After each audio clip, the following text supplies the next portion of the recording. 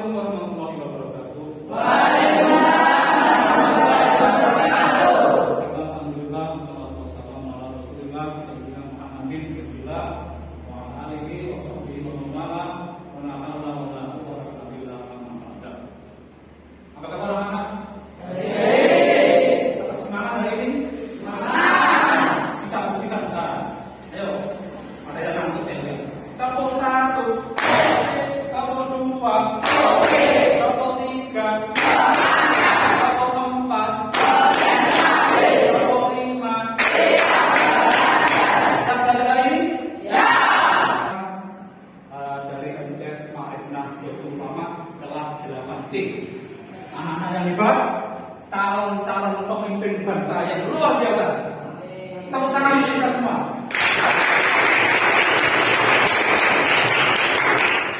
Siap untuk belajar hari ini? Siap. Tetap semangat? Semangat. Tepuk 1. Tepuk 2. Tepuk 3. Tepuk 4. Tepuk 5. Hari ini kita akan belajar tentang kisah perjalanan Nabi Musa alaihissalam. Karena beliau adalah salah satu nabi pilihan Allah yang layak kita teladani perjalanan hidupnya. Begitu banyak tantangan, begitu banyak ujian yang beliau terima selama menjadi nabi. Sudah pernah mendengar kisah Nabi Musa? Ya. Jadi kita akan mengulas lebih banyak tentang Nabi Musa. Untuk apa? Tentu kita tujuannya adalah untuk meneladani sifat-sifat baik dari Nabi Musa. Nabi Musa itu nabi pilihan Allah, nabi ulul azmi, nabi yang derajatnya tinggi, sehingga sifat-sifat beliau yang bagus itu layak kita jadikan contoh. Mencontoh Nabi, bukan mencontoh yang lain, mencontoh Nabi, tapi mencontoh Nabi kita, Nabi Muhammad. Ya, terus bagaimana? Nah, dari mempelajari kisah Nabi Musa ini, harapannya apa? Harapannya adalah anak-anak khususnya kita semua bisa mengenali sifat-sifat Nabi Musa baik-baik. Tujuannya bagaimana menjadi orang yang sabar, bagaimana Nabi Musa itu orang yang kuat, perkasa. Nah, keperkasaannya itu apa? Nah, itu nanti bisa kita contoh dari teladan Nabi Musa. Jangan salah menangkap. Orang kuat menindas yang lemah, itu tidak baik. Ya. Orang sabar terlalu sabar juga tidak baik. Maka kita perlu bagaimana menempatkan sifat sabar dan sifat kuat itu dengan mencontoh pribadi Nabi Musa. Kita pelajari itu nanti akan ada 2 tahap perjalanan kita dalam mempelajari atau mempelajari kisah Nabi Musa. Yang pertama pada pertemuan kali ini adalah kita akan mengulas tentang perjalanan hidup, mulai dari lahir dan apa yang berkaitan dengan Nabi Musa. Dan pada pertemuan berikutnya nanti kita akan mengulas sifat-sifat teladan Nabi Musa. Nanti kita fokuskan pada perjalanan Nabi Musa. Oke. Untuk langkah pembelajaran pada siang hari ini, kita akan membagi kalian menjadi 3 kelompok diskusi. Ya, menjadi 3 kelompok diskusi yang akan dipimpin oleh 1 orang leader pemimpin. Siap? Ya. Ayo kita bangkunya akan digeser sedikit. Kita membentuk kelompok. Kelompok 1 dikomandai oleh siapa ini? Riza Sidqon. Kelompok 2 ini siapa namanya? Aditya Birahmatin. Kelompok 3 oleh ini siapa namanya? Saifuddin Zuhri. Sekarang Riza, silakan Anda bergeser membentuk kelompok di sana. Kemudian kelompok 2 ada di sini, kelompok 3 ada di belakang. Ayo, tangannya digeser. Mulai 1, 2, 3. Ayo.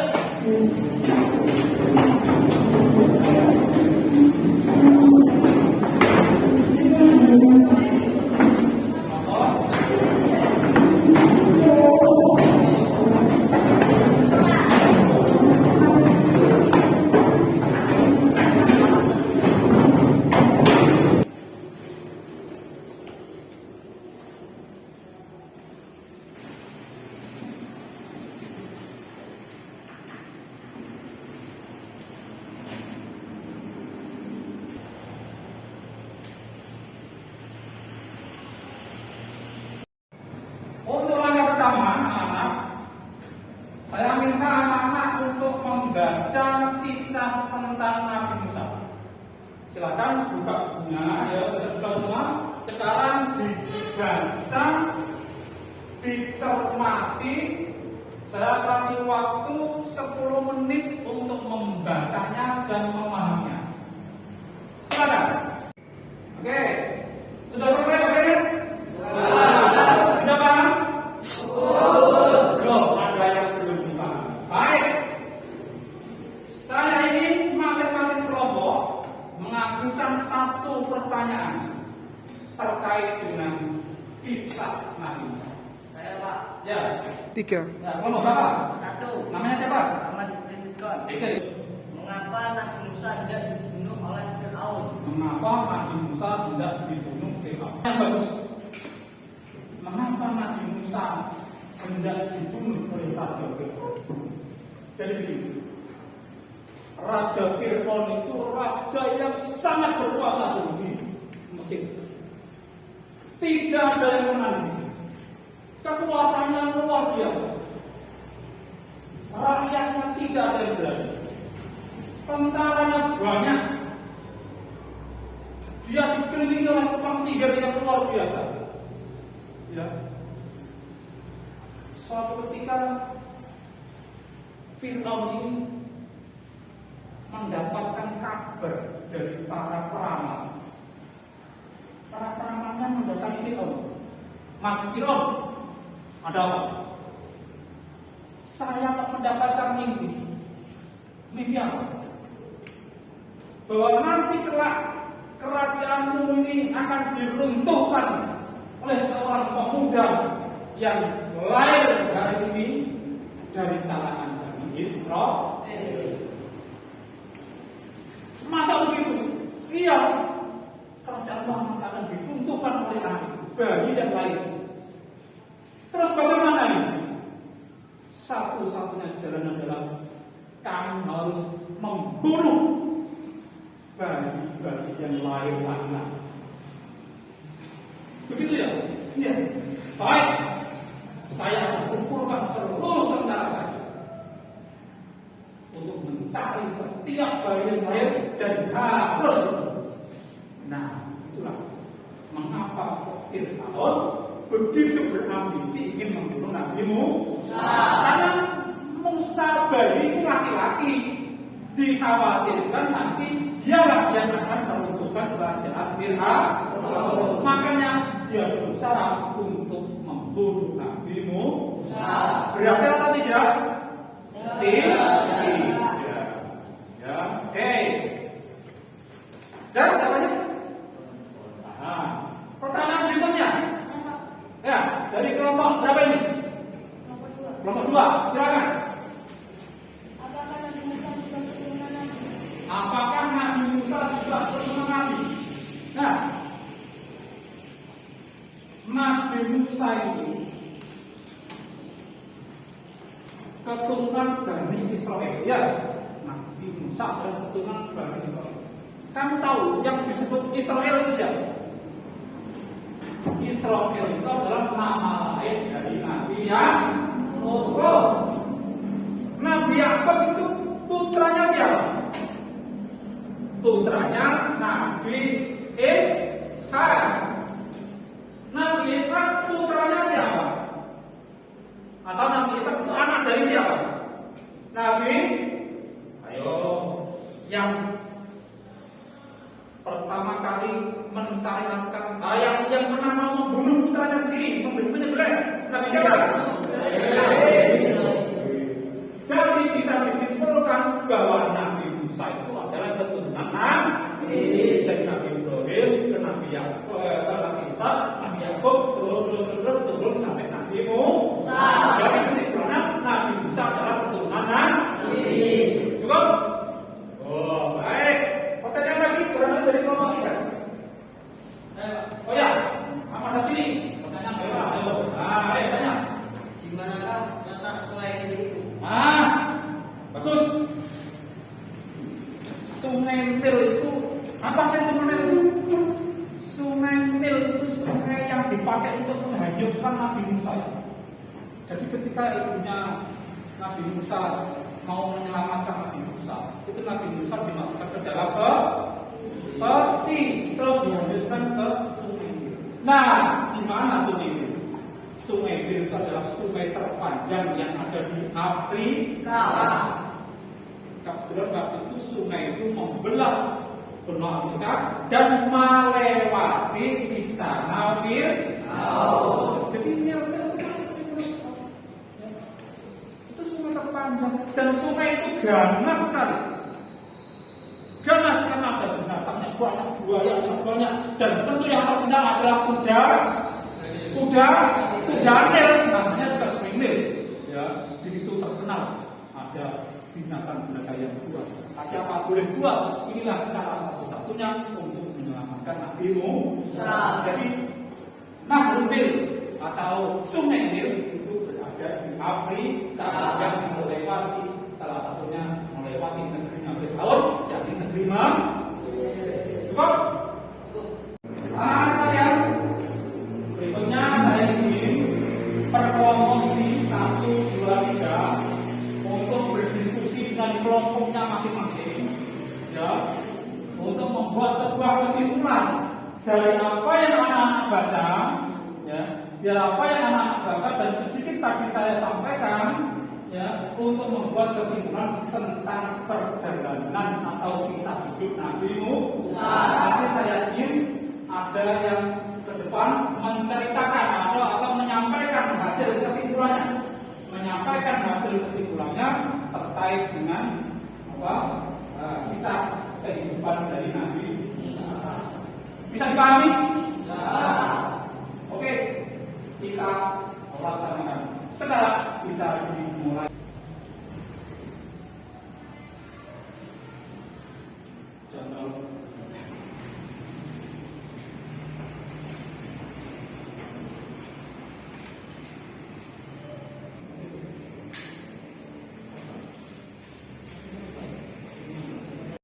Baiklah, anak-anak, sudah habis waktunya untuk membuat kesimpulan.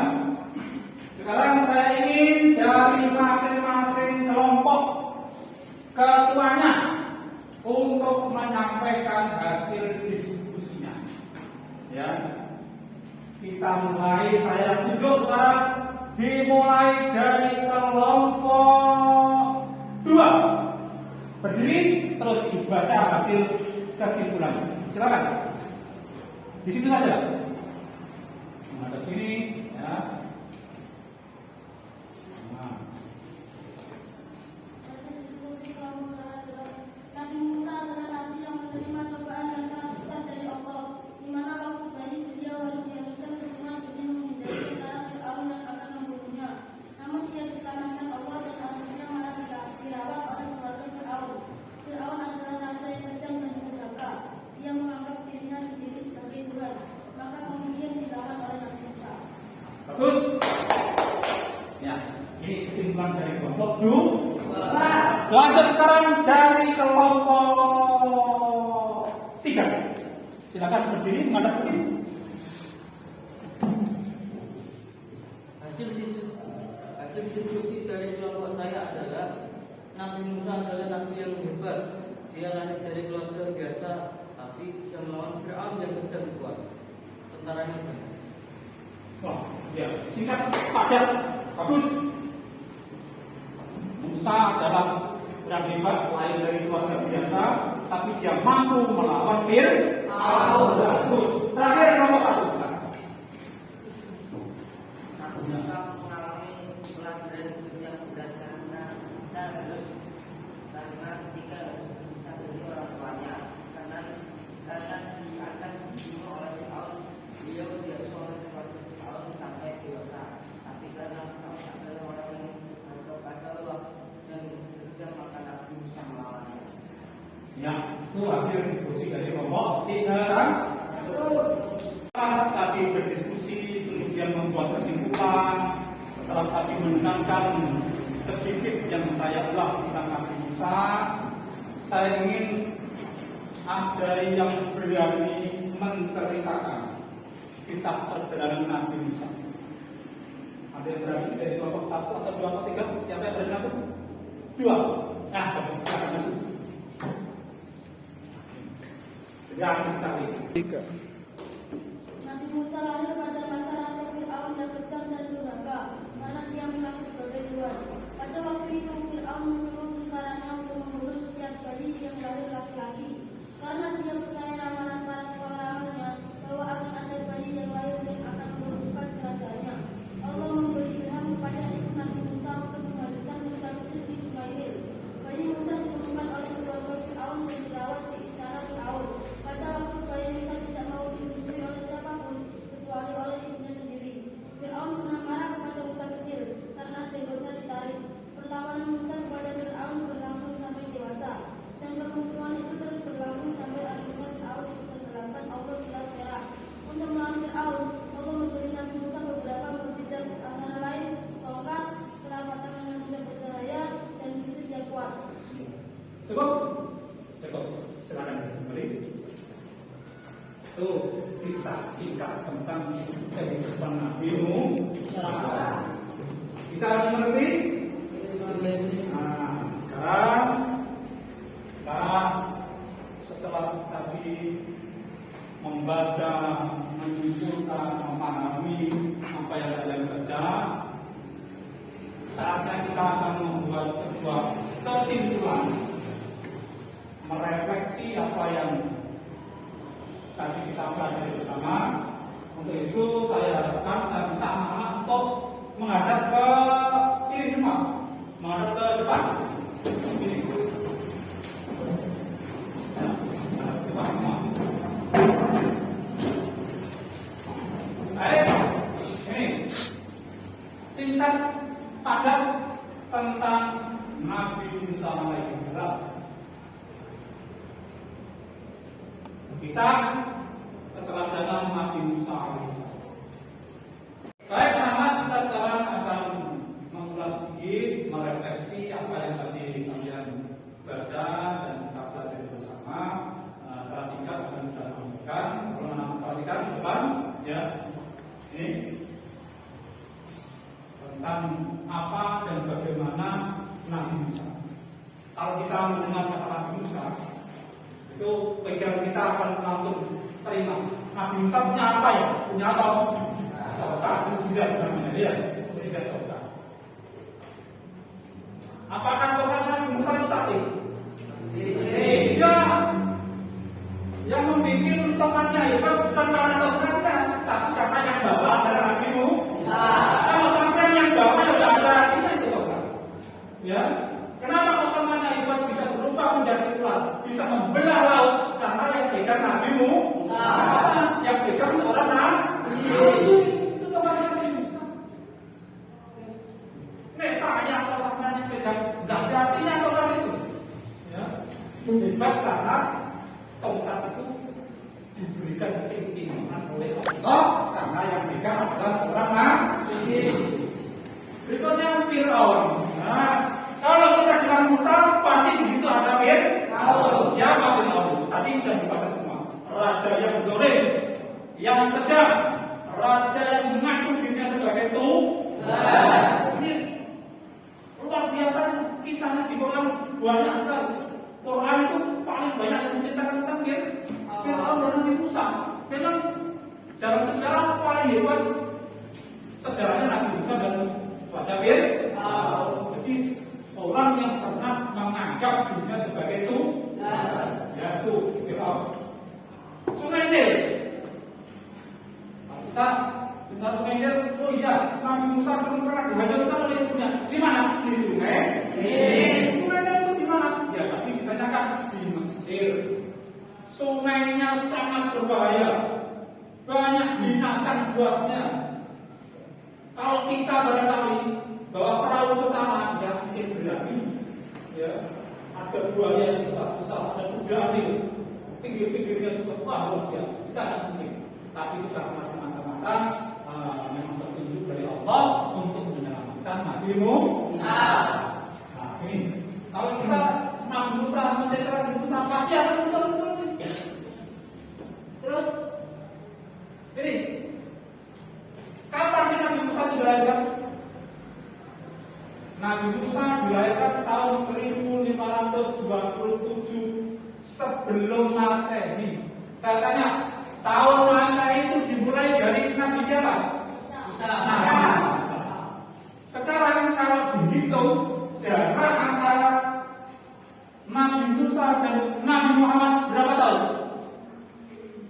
Nah, 1537 ditambah 571, berarti 2000 tahun lebih jarak antara Nabi Musa dengan Nabi Muhammad. Ya, Nah, tadi ada pertanyaan, apakah Nabi Musa itu benar Nabi? Ayo kita baca sekarang di sini.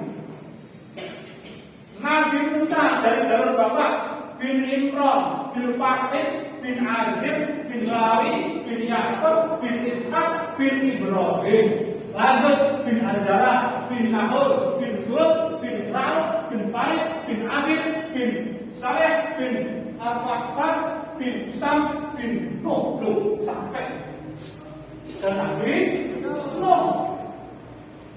Keturunan Nabi Musa, ya. Dari ibunya namanya Yukata, ibunya, ya, dari ibunya. Jadi silsilahnya Nabi Musa itu nyambung kepada Nabi Ibrahim, nyambung kepada Nabi Nuh. Lanjutkan. Nah, sekarang keistimewaan Nabi Musa waktu kecil. Apakah hanya diberi mukjizat Nabi Musa? Tidak. Kamu kalau baca tadi di situ, ternyata Nabi Musa sejak kecil sudah istimewa. Apa itu?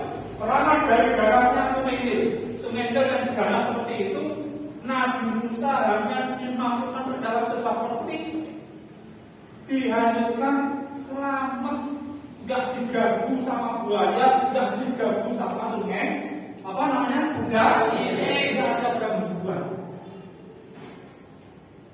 Kenapa?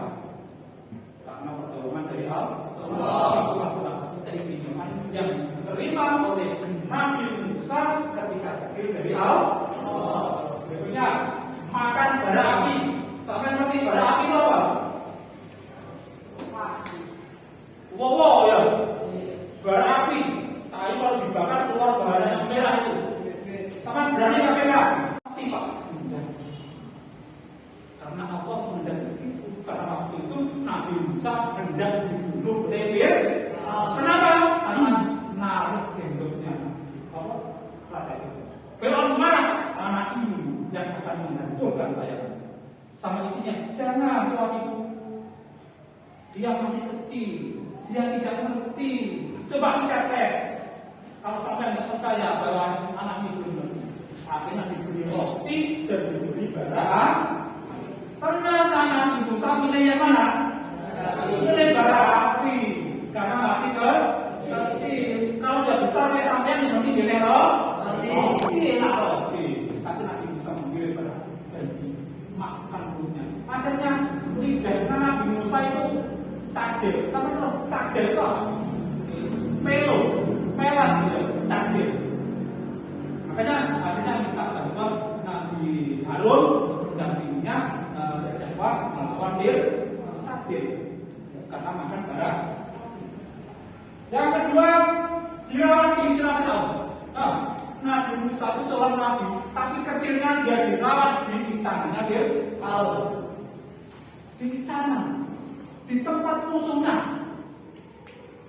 Jadi ada dua Musa, sama ketiga, ada dua Musa. Namanya satu Musa Samiri, ada Musa bin Imran. Musa Samiri itu dirawat oleh malaikat, tapi menjadi orang yang durhaka. Nabi Musa dirawat oleh Fir'aun, tapi menjadi seorang nabi. Nah, ini salah satu keistimewaan Nabi Musa. Kecilnya beliau dirawat oleh Fir'aun, dipangku juga. Ketika dipangku jenggotnya dijabut, marah, ya. Lanjut, tidak mau musuh-musuhan pada ibunya. Nah, ketika Nabi Musa dilanjutkan, itu posisi masih berdiri. Waktu ini menyusul sama ibu, tapi dilanjutkan musuh. Nah, akhirnya ditemukan oleh keluarga Fir'aun. Dan otomatis namanya bayi yang susu. Akhirnya kita dipanggil semua orang-orang perempuan. Ayo semuanya, ini sing susu. wedok itu susu kabeh yang masih menyusui anaknya. Yang ibu-ibu yang masih menyusui anaknya, sini panggil. Saya minta ada yang menyusui bayi kecil. Tawaran bersama, menolak tawaran bersama, menolak tawaran bersama, menolak. Semuanya orang yang menyusui hari itu Nabi Musa tidak ada yang mau. Nabi Musa menolak, tidak mau. Akhirnya istrinya Fir'aun ya bingung, ini anak kok nggak mau disusui. Akhirnya ada seorang yang memberitahu, ada wanita yang bisa saya tunjukkan nanti bisa menyusui dia. Panggil wanita. Ternyata wanita itu siapa? Ibunya sendiri. Panggil dari tanah untuk menyusui Nabi Musa. Akhirnya apa? Ya Fir'aun sekarang Nabi Musa hanya mau menyusu pada ibunya sendiri. Ya tidak mau disusui orang-orang. Itulah. Padahal kalau sampai misalnya disusui satu air gelem, ya, sekarang dulu nggak mau Nabi Musa. Ya, ini keistimewaan Nabi Musa. Berikutnya mukjizat Nabi Musa. Seorang nabi itu ketika berdakwah untuk membuktikan kenabiannya diberi keistimewaan oleh Allah berupa mukjizat untuk melemahkan orang-orang kafir. Nah, Nabi Musa diberi 3 hidayah. 1. Tongkat. Nah, ini bisa berubah menjadi ular, bisa membelah laut. Ya, tongkatnya Nabi Musa. Bukan karena tongkatnya, karena yang punya adalah Nabi Musa. Ya, tongkat itu biasanya hanya untuk anon kambing. Ya, Nabi Musa itu anon kambing. Biasa dipakai anon kambing. Tapi dari sana Allah memberikan keistimewaan karena yang pegang Nabi Musa. Jadi hebat. Sampai yang pegang lebih panjang dari tongkat biasa. Terus telapak tangannya bisa percaya. Itu telapak Nabi Musa kan dimasukkan begini. Keluar bisa keluar cahaya terang benderang. Ya, dimasukkan begini. Keluar cahaya terang. Itu. Ya. Bukan sakti ini. Mukjizat. Jangan bilang Nabi Musa sakti.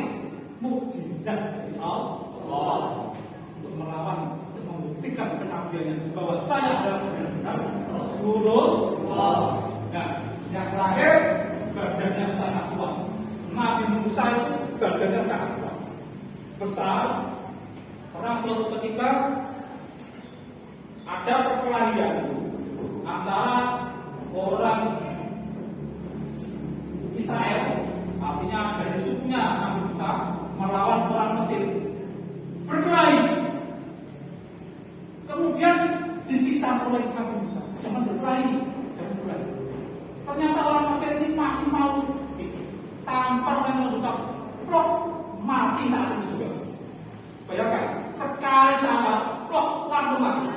Ya ini tamparannya Nabi Musa. Itu kalau itu tinju bagaimana kira-kira? Sekali pukul tak ada. Itu orang Mesir itu begitu tamat jatuh langsung. Ini keistimewaan Nabi Musa. 1. Itu kan. 2. Telapak tangan yang bisa bercahaya. Dan 3. Mempunyai badan yang kuat. Bisa dipahami? Bisa tahu ceritanya Nabi Musa? Nah, sekarang nanti saya akan memberikan tugas kepada kalian semua. Ada pertanyaan lagi barangkali? Dan sekarang setelah tadi kita pelajari dari awal sampai akhir, dan kita tahu bagaimana secara kehidupan Nabi Musa, dan sudah ada pertanyaan-pertanyaan yang bagus, ada kesimpulan-kesimpulan yang bagus, maka kita bisa menyampaikan sedikit tentang takut bagaimana secara kita. Maka saya minta anak-anak setelah ini nanti mengerjakan tugas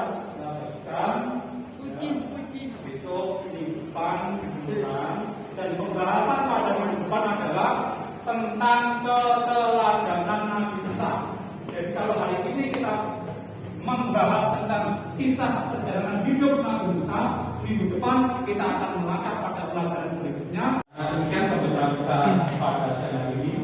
Semoga apa yang kita pelajari hari ini senantiasa dimudahkan oleh Allah, menjadi tambahan ilmu bagi kita. Maka pembelajaran pada siang hari ini kita tutup dengan bacaan surah Al-Asr, ditutup dengan kafaratul majlis. Bismillahirrahmanirrahim. Wal asri innal insana lafi khusr illa alladziina aamanu wa 'amilus shalihati wa tawassaw bil haqqi wa tawassaw bis sabr. Subhanakallahumma wa bihamdika asyhadu an la ilaha illa anta astaghfiruka wa atubu ilaik. Subhana rabbika rabbil izzati amma yasifun wa salamun alal mursalin walhamdulillahi rabbil alamin. Assalamualaikum warahmatullahi wabarakatuh.